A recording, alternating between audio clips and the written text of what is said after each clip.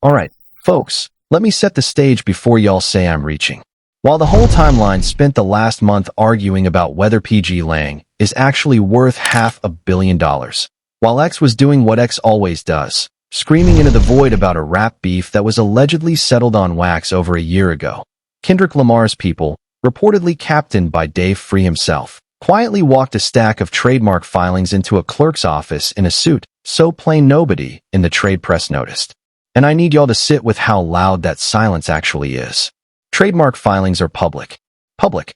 Anyone with a laptop, a search bar, and 30 free minutes can pull them. Journalists do it every week for sneaker startups, for celebrity fragrance lines, for reality TV kids launching lip gloss brands out of a garage in Van Nuys. But somehow, the biggest rapper of this decade files paperwork that could redraw the entire architecture of the modern music business, and the whole hip-hop press corps goes mute. And here's the piece that doesn't add up for me, family. This is a company that reportedly just cleared $369 million on tour. This is a company whose flagship artist just publicly disassembled the biggest streaming rapper of the last 10 years on a track that turned into a national anthem. And somehow, the paperwork that reveals what Kendrick Lamar is about to do next is sitting in a government database in plain daylight, and not one major hip-hop outlet has bothered to open the file. Now let me tell you what the trade press won't, because that's where the story actually lives. There is reportedly a sixth division inside the PG Lang machine. It's already active. Whispers in the right rooms say it's been active for months. And the reason nobody is writing about it is because, and this is the part that stopped me cold, the sixth floor was never designed to be announced. It was designed to be discovered. Quietly. On purpose. In the dark. While everybody else was distracted by first-week numbers and lawsuit dockets. Sit with that strategy for a second. Most companies want the press release. Most companies want the launch event, the logo reveal, the sizzle reel, the exclusive with a friendly journalist at a legacy outlet. This company reportedly did the exact opposite. They built a whole division and then buried it in a government filing system, knowing that the only people who would ever find it are the ones who actually do the reading. And by the time the reading is done, the build is already finished. That's not secrecy, folks. That's patient zero-level operational discipline. And wait till you hear what the trademark filings supposedly authorized this company to do. Because this is where the PG Lang versus OVO story stops being a rap beef and starts being what people in the room where it happened are already calling a corporate assassination in slow motion. Alright, let me set the table for anybody who's been living under a rock. Kendrick Lamar, Compton-born, Pulitzer Prize winner, Grammy hoarder, halftime show headliner, Kung Fu Kenny himself. Kendrick Lamar co-founded PG Lang back in 2020 with his longtime creative brother, Dave Free. Dave Free, the man the culture keeps calling the quiet one, the operations mind, the shadow, the Batman to Kendrick Lamar's other Batman. Because let me tell you something, family, these two are not running a record label. These two are reportedly running a Wayne Enterprises situation, and the culture is only just now catching up to what that means. And the division of labor between them matters. Peep this, because it's the whole ballgame. Kendrick Lamar generates the gravitational pull, the art, the cultural earthquakes, the moments that make the world stop scrolling for 11 straight minutes. Dave Free reportedly converts that gravity into infrastructure. One man makes the weather. The other man owns the forecast, the radar station, and the insurance company that covers the damage. That is the model, folks. That is the actual model. On the other side of this whole story sits Drake, the Toronto rapper, the certified lover boy, the streaming king, the man who reportedly just sold half of his own company, OVO Sound, to a private equity firm called Authentic Brands Group. Yes, the same Authentic Brands that reportedly owns Reebok, that owns Forever 21, that manages the estates of Marilyn Monroe and Elvis Presley. Now the surface story everybody thinks they already know goes something like this. Kendrick Lamar and Drake had a lyrical war. Not Like Us won the summer. Drake sued Universal. The lawsuit reportedly got dismissed. Everybody moved on. Right? Wrong. Because here is the piece nobody is talking about. While the whole timeline was arguing about who really won a rap battle, the actual battle, the boring, paperwork-heavy, comptroller's office battle, was being quietly fought and reportedly won on the corporate side.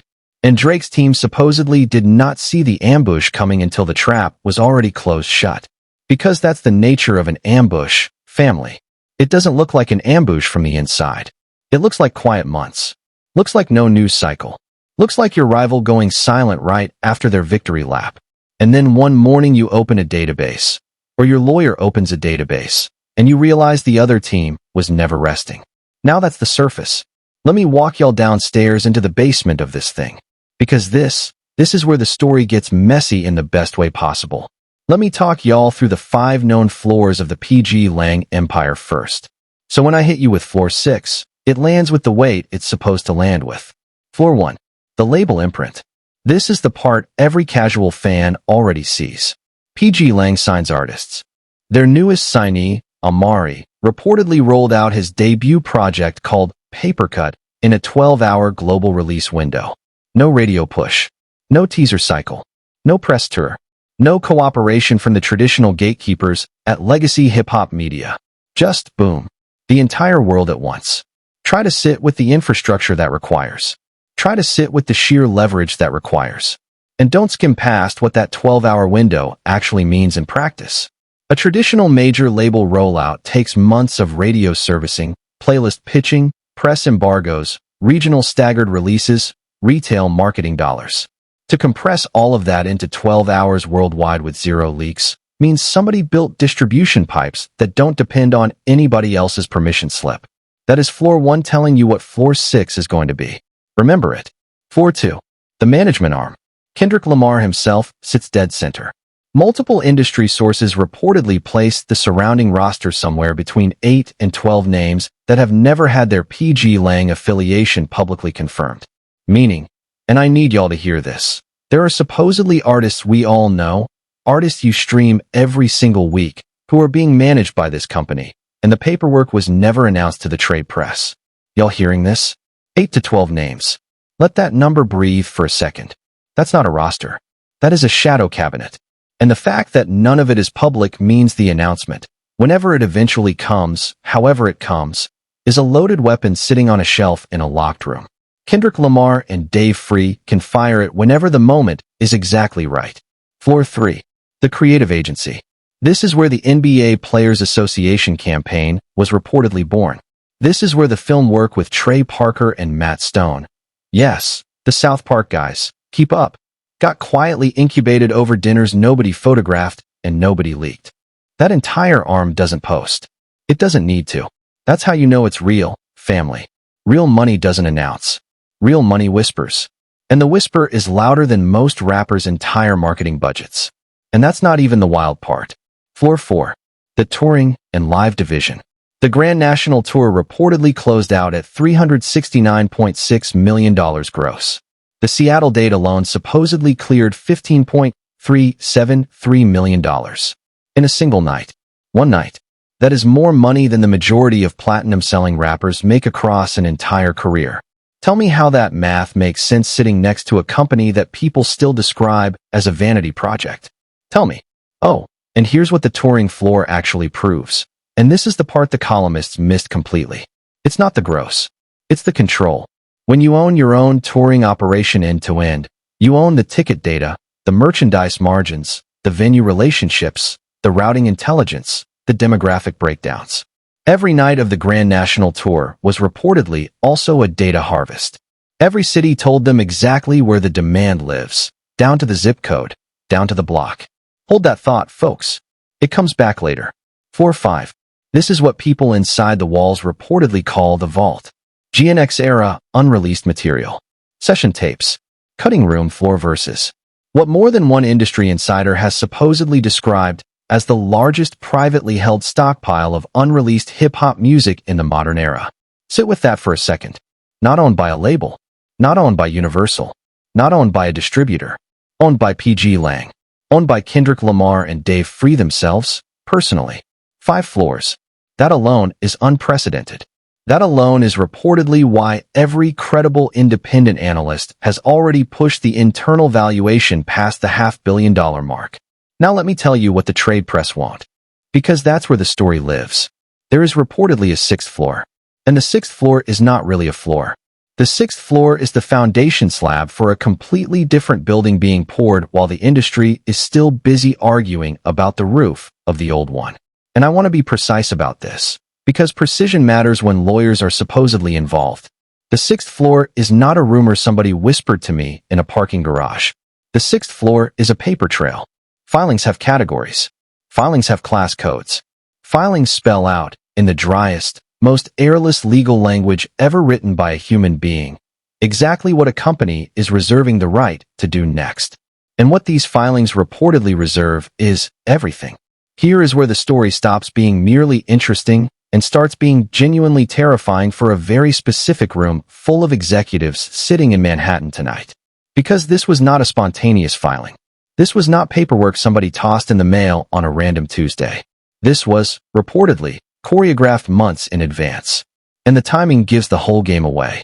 The trademark filings reportedly landed in the exact same window as the papercut rollout. Same window as the Grand National Tour ramp-up. Same window that Universal Music Group was, per multiple people familiar with the negotiation, reportedly renegotiating Kendrick Lamar's royalty rate upward on Not Like Us after the dismissed Drake lawsuit. Y'all see what I see? At the exact same moment Kendrick Lamar was reportedly pulling more money out of the major label system than any rapper of his generation has ever pulled, he was simultaneously funding the infrastructure that would allow him to never, ever need that system again. He was cashing the check and building the exit at the same time. In the same fiscal quarter. Most artists spend their entire career choosing between label money and independence. This man reportedly figured out how to use the label money to purchase the independence. That is chess at an altitude most of this industry cannot even breathe at. That is not artistry, family. That is not merely making music. That is corporate ninjutsu at a level the hip-hop business has reportedly never watched a rapper execute in real time on the public record. I'm calling this the Trojan Elevator theory. Because P.G. Lang didn't build a competitor. P.G. Lang built an elevator inside the major label headquarters, and the elevator only travels in one direction. Up. And out. But, and this is where it gets darker, these filings are reportedly not defensive. Defensive filings are what you see when a rapper trademarks his own name, so nobody slaps it on a bootleg t-shirt in a mall kiosk. What Dave Free reportedly filed for reads like a company preparing to run a full-service, vertically integrated, independent media platform. One that could hypothetically and completely legally host its own catalog, on its own servers, under its own terms, with its own royalty splits, on its own release cadence, answering to nobody but the founders. Read that sentence again. A streaming platform, owned by the artist, hosting his own catalog, on his own servers. And look, I know some of y'all just felt a chill down your spine, because you remember what happened the last time an artist tried to own the pipe. The industry laughed. The industry said it couldn't be done. The industry said the artist needs the platforms more than the platforms need the artist. But that was before one single artist controlled a $369 million tour, a global 12-hour independent release machine, a film pipeline greenlit by Paramount, and reportedly the largest private vault in the entire genre. The math is different now. The man is different now. Now let me tell you what the trade press won't. Because that's where the story lives. Let me connect 3 dots for you. And I want you, personally, to draw the line yourself once I'm done. Dot number 1. P.G. Lang is already producing film content through a reported Paramount partnership. And the Trey Parker, Matt Stone project has reportedly been strategically delayed to align its release with the tour ramp and a major awards run. Dot number 2. P.G. Lang is already producing music and distributing that music globally within a 12-hour window with zero major label infrastructure sitting in the middle. Dot number 3. P.G. Lang has now reportedly filed for trademarks in the streaming platform category, the film distribution category, the music distribution category, and the merchandising category. All at once. All in the same batch. Draw the line between those 3 points and tell me what building shows up on the blueprint. That's Disney in 1955. That's Netflix in 2007. That's Apple in 2001. That is every single one of those pivot moments right before a legacy industry got walked into the wood chipper by a company that had quietly, with no press release, no cover story, no announcement, been assembling the infrastructure to replace it from the outside. And here is the detail that turns those 3 dots into a straight line. Folks, remember the touring data I told you to hold on to? A streaming platform's single most expensive problem is knowing what people want and where those people actually live. PG Lang reportedly just spent 2 years harvesting that answer. City by city, ticket by ticket, stream by stream. They don't have to guess who the audience is. They already scanned their tickets at the door. And nobody is writing about this because the mainstream trade press is still consumed with printing first-week Iceman numbers for Drake and pretending the story of the year is a chart position. Let me talk about Dave Free for a minute. Because Dave Free is the reason the 6th floor is even possible. Everybody in the culture keeps calling Dave Free the guy in the shadows. The ops mind. The fixer. The one who doesn't talk to reporters. And listen, I love that for him. But we have got to stop underselling this man. Because what Dave Free actually is, in plain English, is a full-service corporate architect who happened to grow up next door to one of the greatest lyricists of the modern era. That is not a sidekick, family. That is a co-founder who could sit in the chairman's seat at a Fortune 500 tomorrow morning and not need a briefing. His fingerprints are reportedly on everything. Dave Free is reportedly why the Not Like Us music video was directed the exact way it was directed. Dave Free is reportedly why the Super Bowl halftime show was structured the exact way it was structured. And baby, that show was giving dissertation energy. That was a doctoral thesis performed on live television in front of 130 million viewers, and Dave Free's fingerprints are reportedly all over the storyboarding sessions. Go back and rewatch that halftime performance with brand new eyes. Every camera cut was a sentence. Every set piece was a paragraph. Every guest appearance was a footnote in a larger argument about who actually owns the culture. That is not creative direction, folks. That is narrative warfare executed at the scale of 130 million viewers. And it reportedly came out of the brain of a man whose name most casual fans still cannot pick out of a lineup. By design. Always by design. Dave Free is reportedly why Papercut hit the world in 12 hours instead of a 12-month press cycle. And I'm telling y'all right now, based on everything I know about how filings like this get organized inside a legal team, Dave Free is going to be the name on the signature line when the next public announcement finally drops. Because here is the piece the culture has not fully absorbed yet. Dave Free is not building a music career. Dave Free is reportedly building an institution. And the institution has Kendrick Lamar as its flagship, but Kendrick Lamar is not the ceiling. Kendrick Lamar is the front door. And institutions, family, institutions are built to outlive their founders. Labels die when their star cools off. Institutions just promote the next star. If Dave Free is really building what the paperwork says he's building, then PG Lang isn't Kendrick Lamar's company. Kendrick Lamar is PG Lang's first proof of concept. Let that one marinate. So let me ask the questions the trade press should be asking right now. Where did the seed capital come from? Who advised the trademark strategy? Which law firm designed the class code architecture? Who signed off on the Paramount deal structure? How did Universal miss the reallocation? And more importantly than all of that, why isn't anyone in the mainstream press asking any of these questions out loud? Now let me tell you what the trade press won't. Because that's where the story lives. Let me hit y'all with the valuation math. Because this is where the outrage really starts building. If you take the 5 floors we already knew about, the imprint, the management arm, the creative agency, the touring operation, and the vault, and you price them the way a normal media analyst prices comparable independent media companies, the number reportedly lands around $500 million. $500 million. Already unprecedented for an independent rap-adjacent operation. And let's be honest about how conservative that number probably is. That $500 million is priced on what the company has already done. Past tense. Touring gross already banked. Campaigns already delivered. Catalog already streaming. Valuations built on the rearview mirror are always the lowest number in the room. The real money in this industry is always priced on the windshield, on what is coming. And what is coming is reportedly floor 6. Add the 6th floor, a full streaming platform play. Assign it even a modest valuation based on how the public market has priced comparable independent media plays over the last 5 years, and you are reportedly staring at a number that could triple the valuation inside a 36-month window. Triple. That is north of $1.5 billion. And that number does not even include the GNX vault as a separate asset. Doesn't include equity in the ongoing Paramount film deal. doesn't include the touring operation as a standalone. So the next time you see a headline 6 months from now saying PG Lang crossed the billion-dollar mark, remember where you heard it first. The paperwork was sitting in the file cabinet long before the headline hit the timeline. Now let me contrast this against what is reportedly happening on the other side of the rivalry. Because this is where the humiliation stops being cultural and starts becoming structural.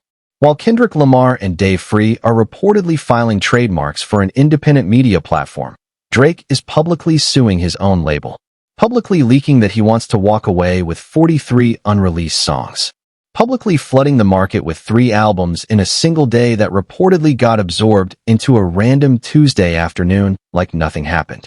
One side is building the future. The other side is reacting to the present. One side owns the paperwork. The other side is reportedly trying to escape the paperwork. And here's the part that should make your jaw hit the floor. Multiple industry outlets have already reported that Drake sold 50% of OVO to Authentic Brands Group. 50%. Half of his entire life's work, sold to the same holding company that reportedly gutted Reebok, gutted Forever 21, and monetizes the estates of Marilyn Monroe and Elvis Presley. That is not a partnership, family. That is not a growth deal. That is reportedly the opening move of a monetization endgame. Because Authentic Brands does not build. Authentic Brands harvests. And I need y'all to really understand the harvest model. Because it's elegant. And it's brutal. Authentic Brands reportedly buys distressed or plateaued brands. Strips out the expensive operational overhead. Keeps the logo. And then licenses that logo to whoever wants to slap it on a product. The brand becomes a sticker. The company becomes a stamp collection. It is a brilliant business model for the buyer. For the founder whose name is on the door, it is a slow-motion exit dressed up in a headline. And on top of all that, the question every real one in the culture should be asking out loud right now is this. Why did Drake sell half of the company that carries his own name? The answer, according to people who watch these deal structures for a living, is reportedly that OVO needed a cash injection. And a company that needs a cash injection at the exact moment its founder is still the biggest streaming artist alive. That is a company with bleeding problems the public was never briefed on. Now, I'm not saying it's a conspiracy. I'm saying the facts, as reported, don't support the story being sold to us on Instagram. And if the answers were simple, they would have been given already. But here is the piece nobody is talking about. OVO, the label side of the operation, has reportedly for years been quietly carrying a roster of secondary artists whose commercial output supposedly never justified their signing bonuses, their marketing spends, or their overall label overhead. When Drake was pulling $500 million a year in touring and streaming, fine. The Drake revenue could subsidize the entire operation.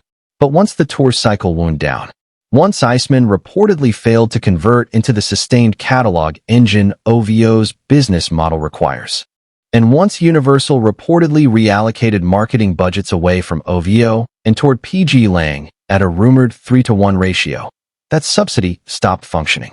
And let's sit with that rumored 3-to-1 ratio for a second, because if it's even close to accurate, it is the loudest number in this entire story.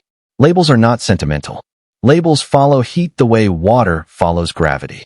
If the biggest distributor on the planet reportedly decided that one side of this rivalry deserved $3 for every $1 the other side got, that is not a music decision.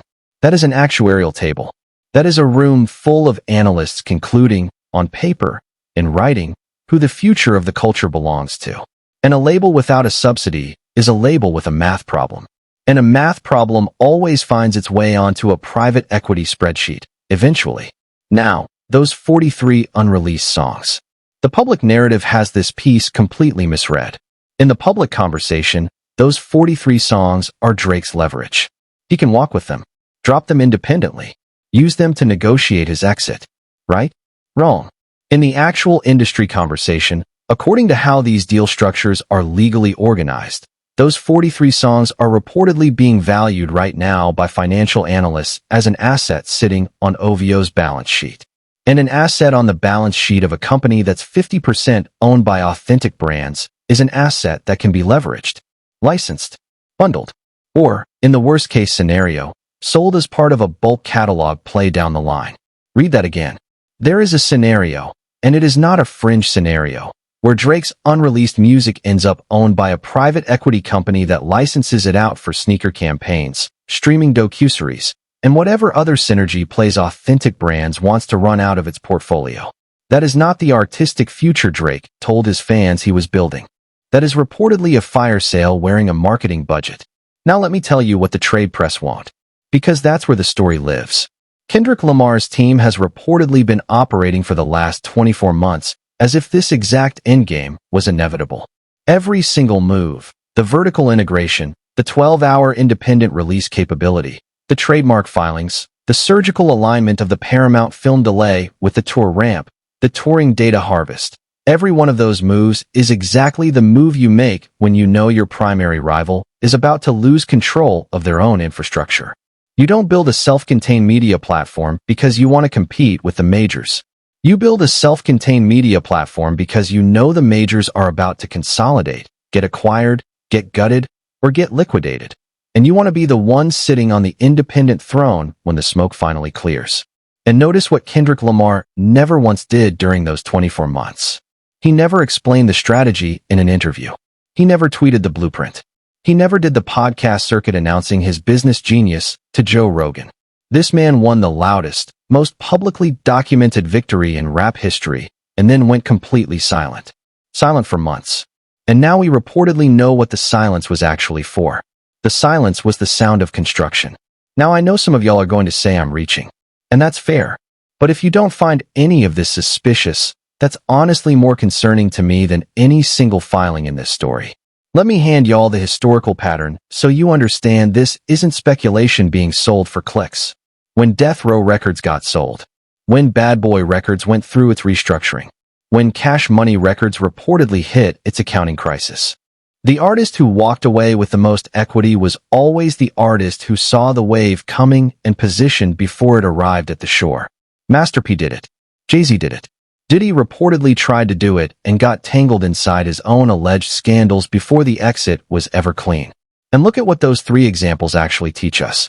Master P reportedly walked away with one of the best distribution deals in rap history because he owned his masters before the majors came knocking. Jay-Z didn't just rap about ownership.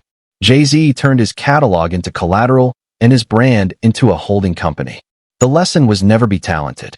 The lesson was always own the thing before the thing becomes valuable. Every generation gets exactly one artist who truly learns that lesson at the exact right moment. This generation's student is reportedly Kendrick Lamar. Kendrick Lamar is reportedly running that exact playbook right now, in public, on the record. And Drake, according to the reporting, is running the opposite playbook. The sell 50% to a holding company for a cash injection playbook, which has historically been the opening chapter of the end of the story every single time it has been run before in this industry. Here is the scenario that reportedly keeps smart executives up at night. Inside the next 24 to 36 months, Authentic Brands moves in and acquires the remaining 50% of OVO at a distressed valuation. They keep the branding for licensing. That logo is worth money forever. But they release the roster into the wind. Some artists go independent. Some sign with PG Lang. Some sign with majors on discounted deals. And Drake, the founder, either has to buy his own trademark back at a premium price he didn't originally plan for, or watch his entire life's work get slotted into an Authentic Brands portfolio right next to Reebok, Nautica, and a dozen other harvested cultural artifacts. That is not a rap career outcome. That is a cautionary tale outcome. And I want us to sit with the human piece of this for a second. Because at the end of the day, these are still people. These are still artists. Drake has kids. Drake has a legacy. Drake has fans who reportedly grew up on his music and have soundtracked entire relationships to it. And whatever y'all feel about Drake as an MC, the idea that a private equity firm could end up owning that legacy, that should scare every single artist in this game. Because if it can happen to the biggest streaming artist alive, it can happen to anybody with a contract. Thank God nobody's physically hurt in any of this. It's business. It's paperwork. But the cultural damage, the idea that hip-hop's biggest names could reportedly be reduced to line items on a hedge fund spreadsheet, that hits different for those of us who grew up watching this culture get built from absolutely nothing. Remember Prince's decade-long fight for his masters? Remember Taylor Swift re-recording her entire catalog track by track? This is the same fight, just wearing different clothes. And Kendrick Lamar reportedly became the first rapper of this generation to see the punch coming before it ever got thrown. Prince warned everybody.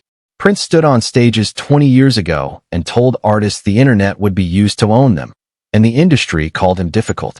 Taylor Swift turned ownership into a public crusade, and the industry called it drama. Now here comes Kendrick Lamar reportedly doing it the third way.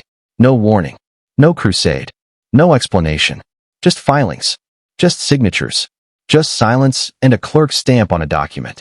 Now let me tell you what the trade press won't, because that's where the story lives. Dave Free reportedly has a document sitting on a hard drive somewhere in a Los Angeles office that has already wargamed the OVO liquidation scenario 6 different ways. What roster spots PG Lang picks up? What producers become available? What sync deals get freed up? What touring markets get abandoned? What festival slots suddenly open up? That is what real strategy looks like at this altitude, folks. Not making an Instagram post about your latest beef. Sitting in a quiet room with a spreadsheet and modeling out what happens to your rival's company when the private equity vultures finish their meal. And the coldest part, if that document actually exists, it didn't need to be written out of malice. It needed to be written out of readiness. Because when the OVO situation breaks, whichever direction it breaks, the companies that move in the first 72 hours are the companies that already ran the simulation.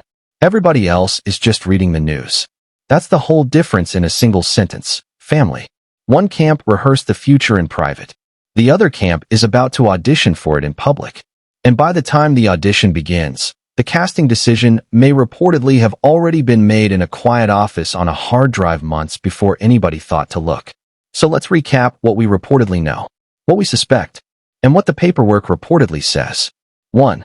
PG Lang has 5 confirmed operational floors: the imprint, the management arm, the creative agency, the touring operation, the vault, and reportedly a 6th being built in complete silence, supposedly authorizing a streaming platform play.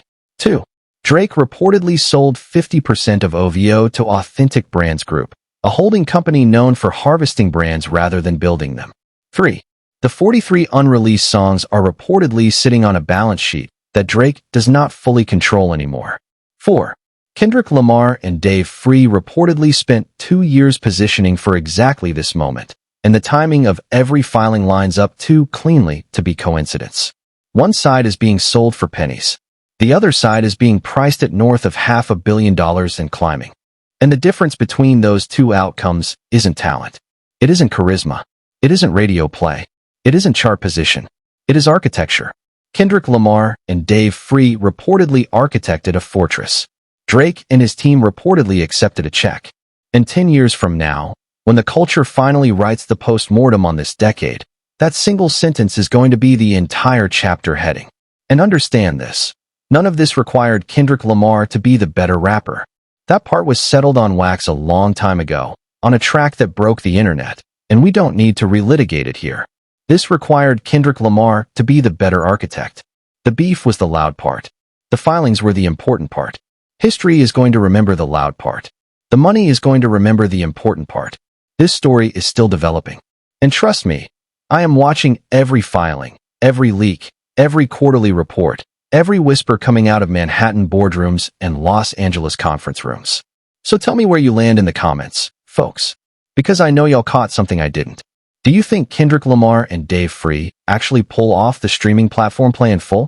Do you think Authentic Brands takes the other 50% of OVO inside the next 24 months? Do you think Drake sees this coming in time to pivot? Or is it already too late for a course correction? Drop your take. Argue with each other.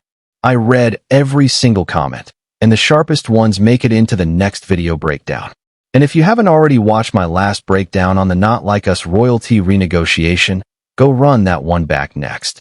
Because this entire story makes so much more sense when you see the whole map together instead of just one continent at a time. Until then, stay reading the fine print, family. Because the paperwork always tells the truth long before the press catches up.